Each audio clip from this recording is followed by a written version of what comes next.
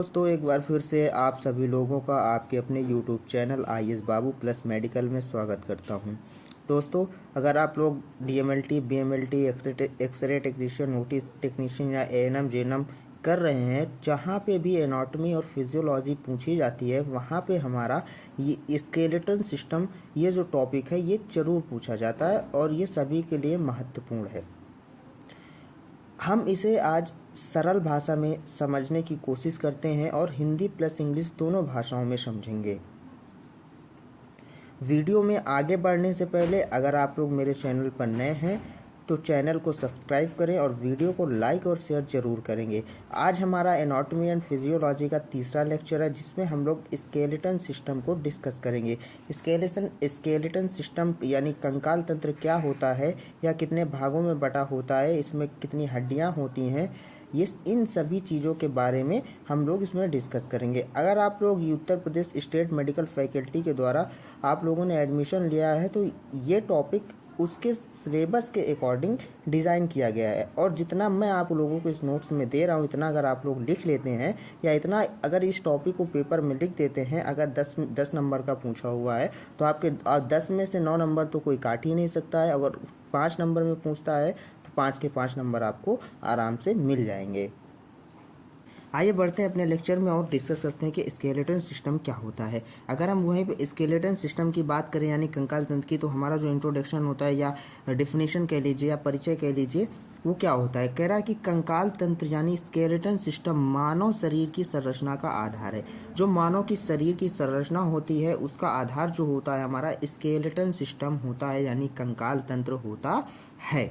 ठीक है, यहाँ तक आप लोग क्लियर हैं। फिर आगे क्या कह रहा है, यह हड्डियों यानी बोन्स, उपास्थि यानी कॉर्टिलेज, स्नायु बंधन यानी लिगामेंट्स और जोड़ यानी कि जॉइंट से मिलकर के बना होता है। ठीक है, जो हमारा स्केलेटन सिस्टम होता है, कंकाल तंत्र होता है, वह हड्डियों, उपास्थियों, स्नायु बंधन और जोड़, अगर इनको हम इंग्लिश में कहें तो बोन, कार्टिलेज, लिगामेंट्स और जॉइंट से मिलकर के बना होता है। आई होप यहाँ तक आप लोगों को समझ में आ गया होगा। बढ़ते हैं आगे। फिर क्या कह रहा है, कंकाल तंत्र के मुख्य कार्य, जो हमारा स्केलेटन सिस्टम होता है उसका मेन फंक्शन क्या होता है उसके बारे में हम लोग जानेंगे।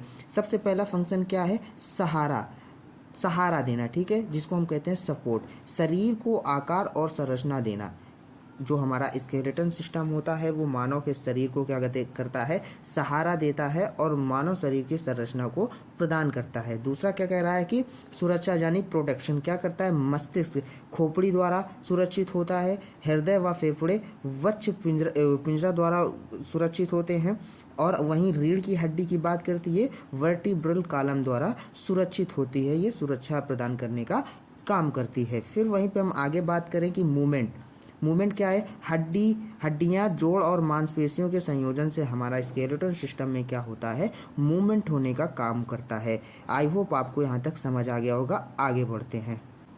आगे कह रहा है चौथा नंबर जो हमारा होता है रक्त निर्माण। इसको हम क्या कहते हैं, जो हमारा रक्त निर्माण होता है, रक्त निर्माण को हम, इस रक्त के बनने की प्रक्रिया को हम क्या कहते हैं, हीमोपोइसिस कहते हैं। क्या कहते हैं, हीमोपोइसिस कहते हैं। ये हमारा कहाँ होता है, स्केलेटन सिस्टम में होता है। फिर आगे देखिए क्या कह रहा है कि अस्थि मज्जा यानी बोन मैरो में रक्त कोशिकाओं का निर्माण होता है। ठीक है, जहाँ पे RBC, WBC और प्लेटलेट्स, इन सब का क्या होता है, निर्माण होता है, फॉर्मेशन होता है। फिर 5वां नंबर कह रहा है खनिज भंडारण, स्टोरेज ऑफ मिनरल्स, जो हमारा कैल्शियम और फास्फोरस का प्रमुख स्रोत है। फिर हम आगे बढ़ते हैं। आगे क्या कह रहा है, 6वां नंबर कह रहा है कि स्नायु व मांसपेशियों के द्वारा जुड़ाव का स्थान। तो ये 2 प्रकार के होते हैं, जो स्नायु और मांसपेशियां होती हैं वो जुड़ाव का स्थान 2 प्रकार से होता है। एक हमारा टेंडन्स कहलाता है और दूसरा हमारा लिगामेंट्स कहलाता है। ठीक है, जो बोन को मसल से जोड़ती है वो क्या होती है, टेंडन होती है। जो हड्डी को मांसपेशियों से जोड़ा जाता है उसे हम टेंडन कहते हैं और जो हड्डी को जोड़ती है उसे हम क्या कहते हैं, यानी बोन टू बोन अटैच होती है, वो हमारा क्या होता है, लिगामेंट होता है। आई होप यहाँ तक आप लोग क्लियर होंगे। आगे बढ़ते हैं।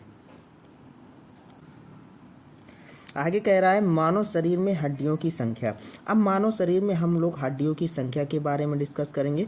मानव शरीर में हड्डियों की संख्या कितनी होती है। तो पहला कह रहा है कि नवजात शिशु में हड्डियां, नवजात शिशु में लगभग 270 हड्डियां होती है। फिर वहीं कह रहा है कि वयस्क में हड्डियां, तो इसमें वयस्क में कितनी हड्डियां होती हैं, 206। अडल्ट में कितनी हड्डियां होती हैं, 206। क्योंकि कुछ हड्डियां आपस में जुड़ जाती हैं, जैसे सैक्रम और कॉक्सिस, ये जो हड्डियां होती हैं आपस में जुड़ जाती हैं, इसलिए ये हड्डियां बाद में क्या हो जाती हैं, जब बच्चा बड़ा हो जाता है यानी वयस्क हो जाता है तो उसके शरीर में 206 हड्डियां होती हैं और ये मरते दम तक होती हैं। वहीं पे अगर बात करें हम, नवजात शिशु में हड्डियों की संख्या लगभग 270 होती है। ठीक है दोस्तों।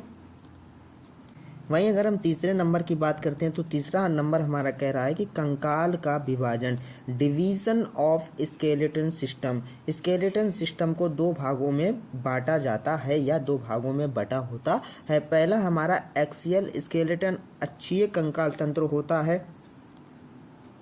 और अगर हम दूसरे की बात करें तो दूसरा हमारा अपेंडिकुलर स्केलेटन सिस्टम होता है, यानी कि परिग्राही कंकाल तंत्र हम इसे हिंदी में कहते हैं। तो हम डिस्कस करेंगे एक्सियल स्केलेटन यानी अक्षीय कंकाल तंत्र, जिसमें कुल हड्डियों की संख्या कितनी होती है, 80 होती है। जिसमें पहला हमारा स्कल खोपड़ी है। खोपड़ी में हमारी कितनी 22 हड्डियां होती हैं, जिसमें से क्रेनियल बोन 8 होती हैं। फेशियल बोन की बात करें तो फेशियल बोन हमारी कितनी होती हैं, 14 होती हैं। वहीं पे अगर हम हायोइड बोन की बात करें तो हायोइड बोन हमारी एक होती है, जो कहाँ होती है, गर्दन के पास होती है। फिर अगर हम तीसरे नंबर की बात करें तो ऑडिटरी ओसिलस यानी कि श्रवण अस्थिकाएँ जो होती हैं वो 6 प्रकार की होती हैं, जो कान में पाई जाती हैं। तो प्रत्येक कान में 3 हड्डियाँ पाई जाती हैं। ठीक है, जिसमें से पहली हमारी हड्डी है मेलियस, दूसरा है इनकस और तीसरा है स्टेपिस। जो स्टेपिस होती है बहुत इंपॉर्टेंट होती है एग्जाम के व्यू से। ये कभी कभी एक नंबर में पूछा जाता है कि शरीर की सबसे छोटी हड्डी कौन सी होती है, तो वो कौन सी होती है, स्टेपिस होती है। ये बात आप लोग याद रखेंगे। ठीक है दोस्तों, बढ़ते हैं आगे। फिर वहीं पे हम बात करें चौथे नंबर की, कि चौथा नंबर क्या कह रहा है कि वर्टिब्रल कॉलम, कशेरुक स्तंभ जो होती है वो हमारी 26 होती हैं। वहीं हम बात करें थोरेसिक केज यानी वक्ष पिंजरा की 25 होती हैं हड्डियाँ।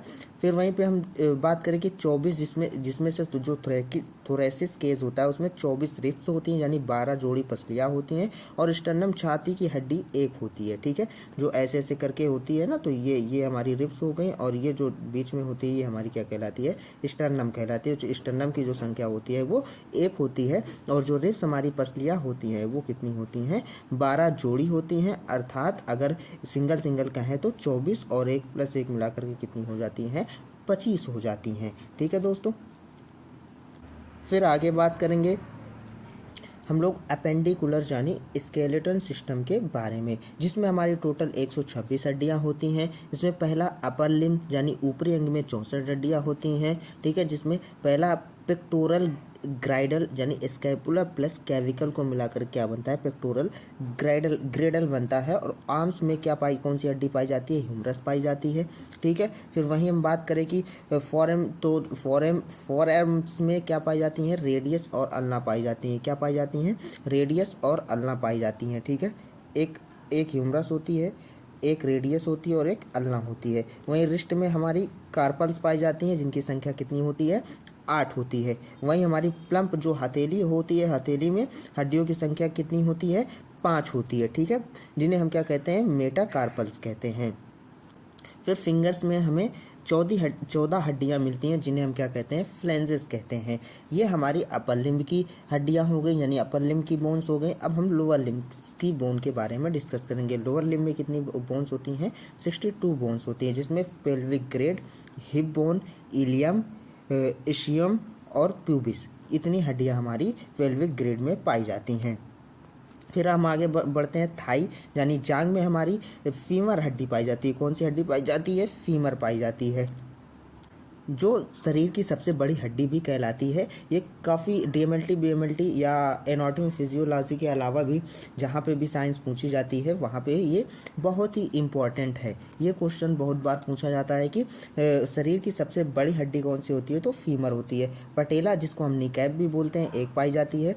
लेग में टिबिया और फिबुला एक एक पाई जाती है। एंकल में टार्सल पाई जाती है जिनकी संख्या कितनी होती है, टार्सल्स पाई जाती हैं जिनकी संख्या कितनी होती है, 7 होती है। वहीं फुट अगर पैर की बात करें तो पैर में हमारा क्या पाया जाता है, मेटा टार्सल्स पाई जाती हैं जिनकी संख्या कितनी होती है, 5 होती है।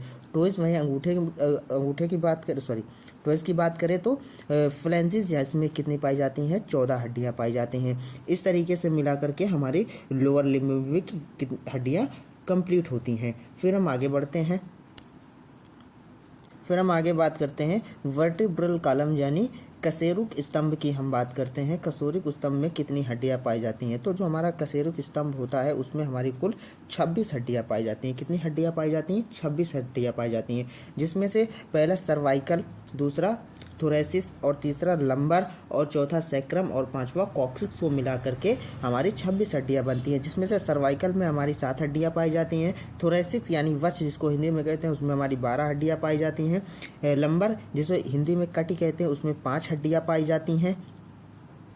वहीं सैक्रम और कॉक्सी की बात की जाए तो सैक्रम 1 होती है और कॉक्सी भी 1 होती है, जिसमें 5 फ्यूज वर्टिब्रा होती है और कॉक्सी में 4 फ्यूज वर्टिब्रा होती हैं। आगे बढ़ते हैं, आगे क्या कह रहा है कि रिब केज जो वक्ष पिंजरा होता है उसमें हड्डियों का कैसा प्रकार होता है, इसमें कह रहा है कि कुल पसलियाँ 12 जोड़ी या 24 होती हैं, ठीक है, जिसमें से पहली जो होती है वो ट्रू लिप्स होती है, जो सच्ची मतलब ट्रू लिप्स यानी सच्ची पसलियाँ होती हैं वो 7 जोड़ी होती हैं। 1 से 7वें नंबर तक की हमारी जो पसलियों की हड्डियाँ होती हैं वो ट्रू लिप्स कहलाती हैं।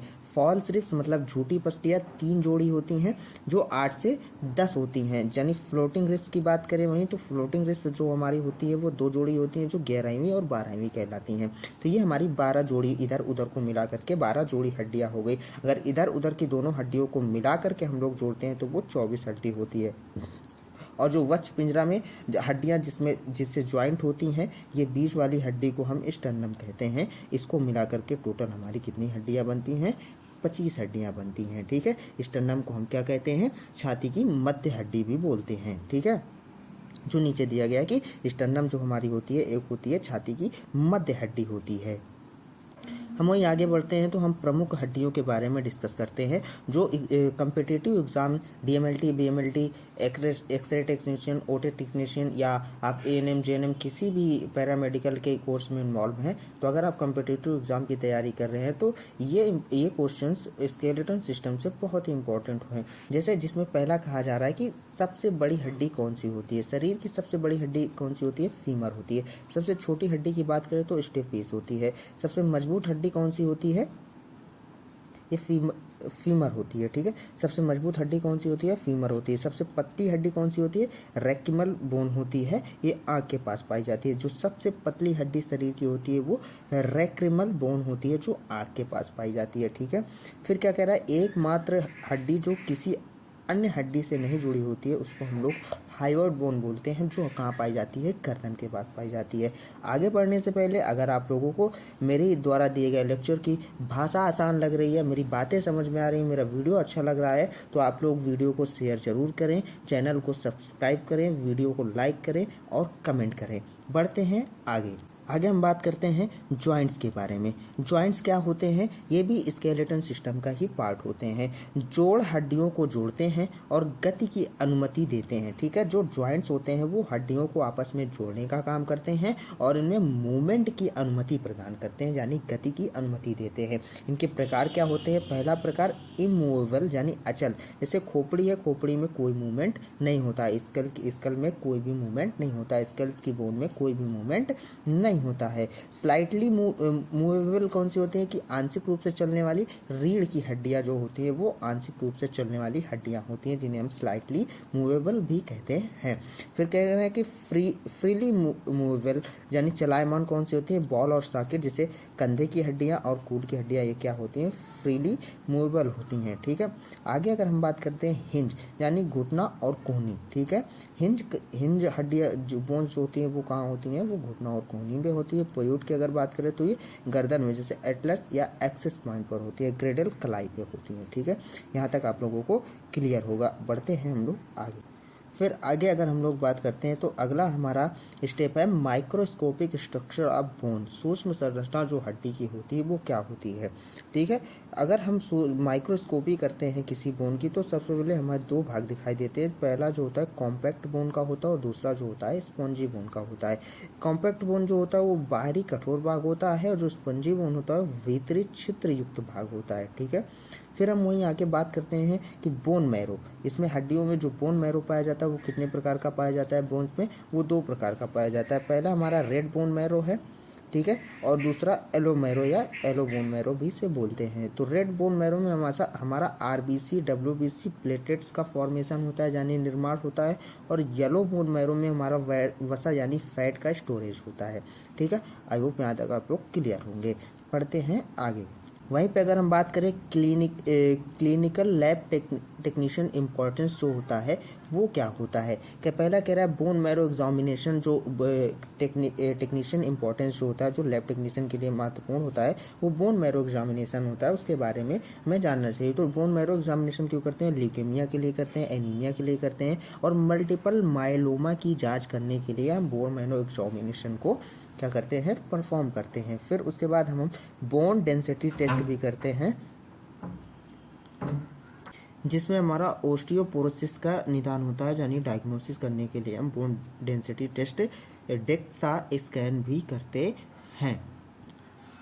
फिर वहीं बात करते हैं हम बायोकेमिकल टेस्ट के बारे में। तो हम serum calcium phosphorus alkaline phosphate लगवाते हैं, जिससे हमें हड्डियों के विकृतियों के बारे में पता चलता है।